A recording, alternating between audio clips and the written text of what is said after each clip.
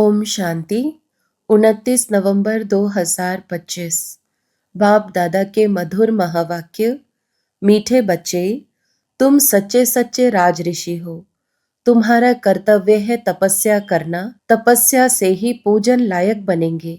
प्रश्न, कौन सा पुरुषार्थ सदाकाल के लिए पूजने लायक बना देता है?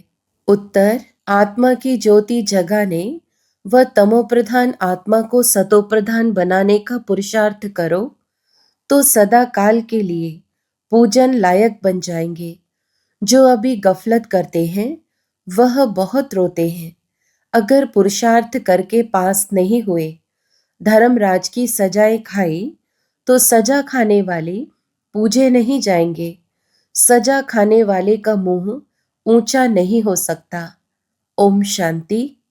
रूहानी बच्चों प्रति रूहानी बाप समझा रहे हैं। पहले पहले तो बच्चों को समझाते हैं कि अपने को आत्मा निश्चय करो। पहले आत्मा है, पीछे शरीर है। जहां तहां प्रदर्शनी अथवा म्यूजियम में, क्लास में पहले पहले यह सावधानी देनी है कि अपने को आत्मा समझ बाप को याद करो। बच्चे जब बैठते हैं सब देही अभिमानी होकर नहीं बैठते हैं। यहाँ बैठते भी कहाँ कहाँ ख्यालात जाते हैं।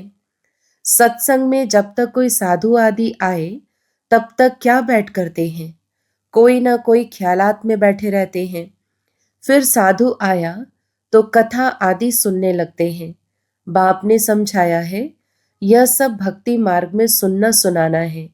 बाप समझाते हैं यह सब है आर्टिफिशियल, इनमें है कुछ भी नहीं। दीपमाला भी आर्टिफिशियल मनाते हैं। बाप ने समझाया है ज्ञान का तीसरा नेत्र खुलना चाहिए तो घर घर में सोच रहा हो। अभी तो घर घर में अंधियारा ही है। यह सब बाहर का प्रकाश है।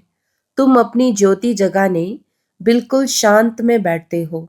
बच्चे जानते हैं स्वधर्म में रहने से पाप कट जाते हैं। जन्म जन्मांतर के पाप इस याद की यात्रा से ही कटते हैं। आत्मा की ज्योत बुझ गई है ना, शक्ति का पेट्रोल सारा खत्म हो गया है। वह फिर भर जाएगा क्योंकि आत्मा पवित्र बन जाती है। कितना रात दिन का फर्क है। अब लक्ष्मी की कितनी पूजा होती है। कई बच्चे लिखते हैं लक्ष्मी बड़ी या सरस्वती माँ बड़ी। लक्ष्मी तो एक होती है श्री नारायण की। अगर महालक्ष्मी को पूजते हैं तो उनको चार भुजा दिखाते हैं, उसमें दोनों आ जाते हैं। वास्तव में उसको लक्ष्मी नारायण की पूजा कहा जाए। चतुर्भुज है ना, दोनों इकट्ठे। परंतु मनुष्यों को कुछ भी समझ नहीं है। बेहद का बाप कहते हैं कि सभी बेसमझ बन पड़े हैं। लौकिक बाप कभी सारी दुनिया के बच्चों को कहेंगे क्या कि बेसमझ हैं? अभी तुम बच्चे जानते हो विश्व का बाप कौन है। खुद कहते हैं मैं सभी आत्माओं का बाप हूँ, तुम सब मेरे बच्चे हो। वो साधु लोग तो कह देंगे सब भगवान ही भगवान है। तुम जानते हो बेहद का बाप बेहद का ज्ञान समझा रहे हैं हम आत्माओं को। मनुष्यों को तो देह अभिमान रहता है, मैं फलाना हूँ। शरीर पर जो नाम पड़ा है उस पर चलते आए हैं।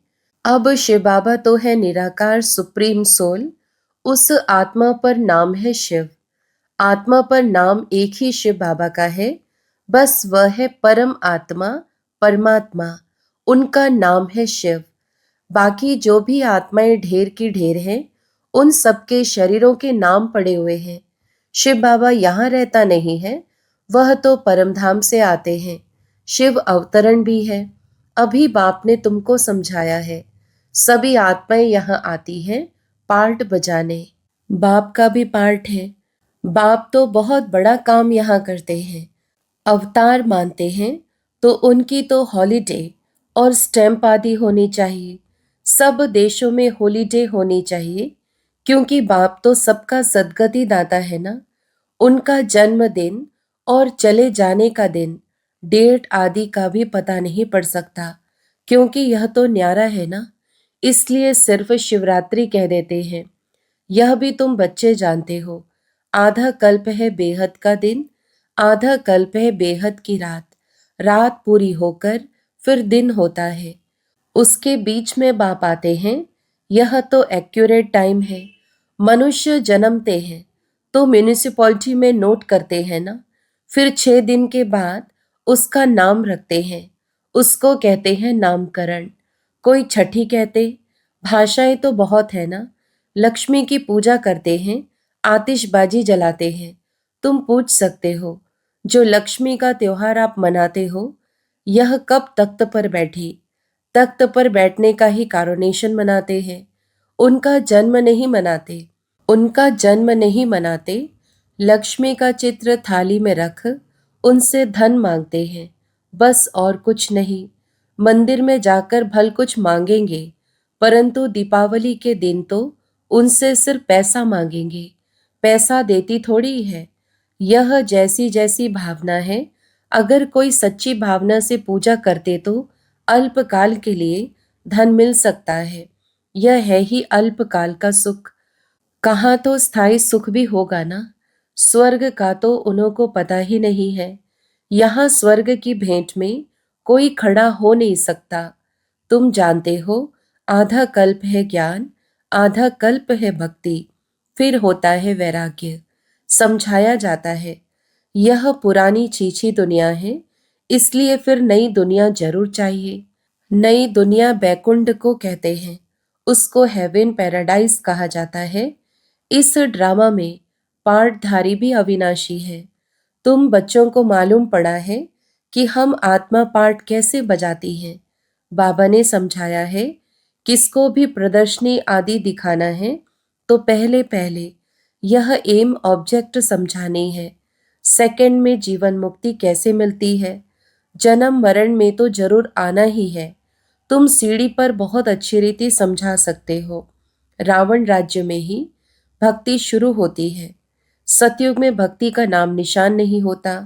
ज्ञान और भक्ति दोनों अलग अलग है ना। अभी तुमको इस पुरानी दुनिया से वैराग्य है। तुम जानते हो, यह पुरानी दुनिया अब खत्म होनी है। बाप सदैव बच्चों के सुखदायी ही होते हैं। बच्चों के लिए ही बाप कितना माथा मारते हैं। बच्चे के लिए ही गुरुओं के पास जाते हैं, साधुओं के पास जाते हैं। कैसे भी करके बच्चा हो, क्योंकि समझते हैं बच्चा होगा तो उनको मलकियत देकर जाएंगे। बच्चा हो तो उनको हम वारिस बनाएं। तो बाप कभी बच्चों को दुख थोड़े ही देंगे। इम्पॉसिबल है।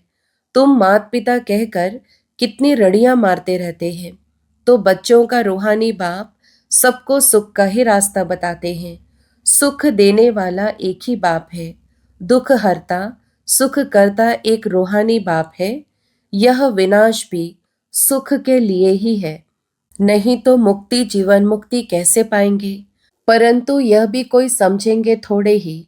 यहाँ तो यह है गरीब अबलाएं जो अपने को आत्मा निश्चय कर सकती। बाकी बड़े लोगों को देह का अभिमान इतना कड़ा पक्का हो गया है, जो बात मत पूछो। बाबा बार बार समझाते हैं, तुम राज ऋषि हो। ऋषि हमेशा तपस्या करते हैं। वह तो ब्रह्म को तत्व को याद करते हैं, या कोई काली आदि को भी याद करते होंगे। बहुत सन्यासी भी हैं जो काली की पूजा करते हैं, माँ काली कह पुकारते हैं। बाप कहते हैं, इस समय सब विकारी है। काम चिता पर बैठ सब काले हुए हैं। माँ बाप बच्चे सब काले हैं। यह बेहद की बात है। सतयुग में काले होते नहीं, सब हैं गोरे, फिर कभी सांवरे बनते हैं। यह तुम बच्चों को बाप ने समझाया है। थोड़ा थोड़ा पतित होते होते अंत में बिल्कुल ही काले हो जाते हैं। बाप कहते हैं, रावण ने काम चिता पर चढ़ाए बिल्कुल काला बना दिया है। अब फिर तुमको ज्ञान चिता पर चढ़ाता हूँ। आत्मा को ही पवित्र बनाना होता है। अब पतित पावन बाप आकर पावन बनने की युक्ति बताते हैं। पानी क्या युक्ति बताएंगे, परंतु तुम किसको समझाओ, तो कोटों में कोई ही समझकर ऊंच पद पाते हैं। अभी तुम बाप से अपना वर्षा लेने आए हो, 21 जन्मों के लिए। तुम आगे चलकर बहुत साक्षात्कार करेंगे। तुमको अपनी पढ़ाई का सब पता पड़ेगा। जो अभी गफलत करते हैं फिर बहुत रोएंगे। सजाएं भी तो बहुत होती है ना, फिर पद भी भ्रष्ट हो जाता है। मोह ऊंचा कर नहीं सकेंगे, इसलिए बाप कहते हैं, मीठे मीठे बच्चों, पुरुषार्थ कर पास हो जाओ। जो कुछ भी सजा नहीं खानी पड़े, तब पूजन लायक भी बनेंगे। सजा खाई तो फिर थोड़े ही पूजे जाएंगे। तुम बच्चों को पुरुषार्थ बहुत करना चाहिए। अपनी आत्मा की ज्योति जगानी है। अभी आत्मा तमो प्रधान बनी है, उनको ही सतो प्रधान बनाना है। आत्मा है ही बिंदी, एक सितारा है, उनका और कोई नाम रख नहीं सकते। बच्चों को समझाया है, उनका साक्षात्कार हुआ है। स्वामी विवेकानंद और रामकृष्ण परमहंस का बतलाते हैं। उसने देखा, उनसे कुछ लाइट निकली, सो तो आत्मा ही निकलती है। उसने समझा, वह मेरे में समा गई। अब आत्मा कोई आकर समा थोड़ी सकती है, वह तो जाकर दूसरा शरीर लेती है। पिछाड़ी में तुम बहुत देखेंगे, नाम और रूप से न्यारी कोई चीज होती नहीं। आकाश पोलार है, उनका भी नाम है।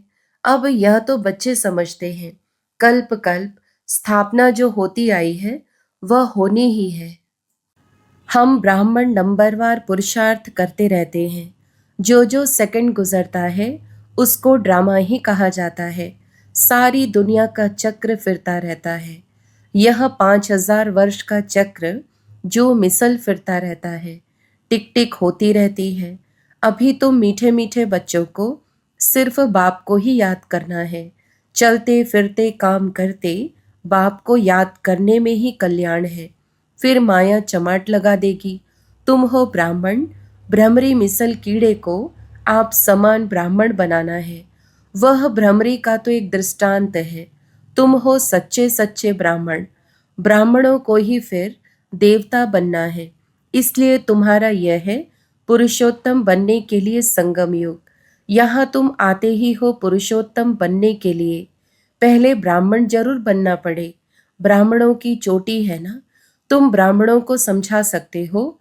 बोलो, तुम ब्राह्मणों का तो कुल है, ब्राह्मणों की राजधानी नहीं है। तुम्हारा यह कुल किसने स्थापन किया?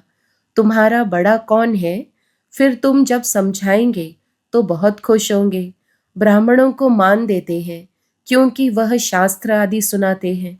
पहले राखी बांधने के लिए भी ब्राह्मण जाते थे, आजकल तो बच्चियां जाती हैं। तुमको तो राखी उनको बांधनी है जो पवित्रता की प्रतिज्ञा करे। प्रतिज्ञा जरूर करनी पड़े। भारत को फिर से पावन बनाने लिए हम यह प्रतिज्ञा करते हैं। तुम भी पावन बनो, औरों को भी पावन बनाओ। और किसकी ताकत नहीं जो ऐसे कह सके। तुम जानते हो, यह अंतिम जन्म पावन बनने से हम पावन दुनिया के मालिक बनते हैं। तुम्हारा धंधा ही यह है। ऐसे मनुष्य कोई होते ही नहीं। तुमको जाकर यह कस्म उठवाना है। बाप कहते हैं, काम महाशत्रु है, इस पर विजय पानी है। इस पर जीत पाने से ही तुम जगत जीत बनेंगे। इन लक्ष्मी नारायण ने जरूर आगे जन्म में पुरुषार्थ किया है, तब तो ऐसे बने हैं ना। अभी तुम बता सकते हो किस कर्म से इनको यह पद मिला। इसमें मूंझने की तो कोई बात ही नहीं। तुमको कोई इस दीपमाला आदि की खुशी नहीं है। तुमको तो खुशी है, हम बाप के बने हैं, उनसे वर्षा पाते हैं। भक्ति मार्ग में मनुष्य कितना खर्चा करते हैं, कितने नुकसान भी हो जाते हैं, आग लग जाती है, परंतु समझते नहीं। तुम जानते हो, अभी हम फिर से अपने नए घर जाने वाले हैं। चक्र फिर हूबहू रिपीट होगा ना। यह बेहद की फिल्म है, बेहद का स्लाइड है। बेहद बाप के बने हैं तो कापारी खुशी होनी चाहिए। हम बाप से स्वर्ग का वर्षा जरूर लेंगे। बाप कहते हैं, पुरुषार्थ से जो चाहिए सो लो। पुरुषार्थ तुमको जरूर करना है। पुरुषार्थ से ही तुम ऊंच बन सकते हो। यह बाबा अर्थात बूढ़ा इतना ऊंच बन सकते हैं, तो तुम क्यों नहीं बन सकते हो? अच्छा, मीठे मीठे सिकीलधे बच्चों प्रति माता पिता बाप दादा का याद प्यार और गुड मॉर्निंग। रूहानी बाप की रूहानी बच्चों को नमस्ते। हम रूहानी बच्चों की भी रूहानी माता पिता बाप दादा को याद प्यार, गुड मॉर्निंग और नमस्ते। धारणा के लिए मुख्य सार। पहला, जैसे बाप सदा बच्चों के प्रति सुखदायी है, ऐसे सुखदायी बनना है। सबको मुक्ति, जीवन मुक्ति का रास्ता बताना है। दूसरा, देही अभिमानी बनने की तपस्या करनी है। इस पुरानी छीछी दुनिया से बेहद का वैरागी बनना है। वरदान, हर एक की विशेषता को स्मृति में रखते हुए फेथफुल बन एकमत संगठन बनाने वाले सर्व के शुभचिंतक भव। विस्तार। ड्रामा अनुसार हर एक को कोई ना कोई विशेषता अवश्य प्राप्त है। उस विशेषता को कार्य में लगाओ तथा औरों की विशेषता को देखो। एक दो में फेथफुल रहो तो उनकी बातों का भाव बदल जाएगा। जब हर एक की विशेषता को देखेंगे तो अनेक होते भी एक दिखाई देंगे। एक मत संगठन हो जाएगा। कोई किसके गलाने की बात सुनाए तो उसे टेका देने के बजाय सुनाने वाले का रूप परिवर्तन कर दो, तब कहेंगे शुभचिंतक। स्लोगन, श्रेष्ठ संकल्प का खजाना ही श्रेष्ठ प्रारब्ध व ब्राह्मण जीवन का आधार है। अव्यक्त इशारे, अशरीरी व विदेही स्थिति का अभ्यास बढ़ाओ। अगर सेकंड में विदेही बनने का अभ्यास नहीं होगा तो लास्ट घड़ी भी युद्ध में ही जाएगी। और जिस बात में कमजोर होंगे, चाहे स्वभाव में, चाहे संबंध में आने में, चाहे संकल्प शक्ति में, वृत्ति में, वायुमंडल के प्रभाव में, जिस बात में कमजोर होंगे उसी रूप में जानबूझकर भी माया लास्ट पेपर लेगी। इसीलिए विदेही बनने का अभ्यास बहुत जरूरी है। अच्छा, ओम शांति।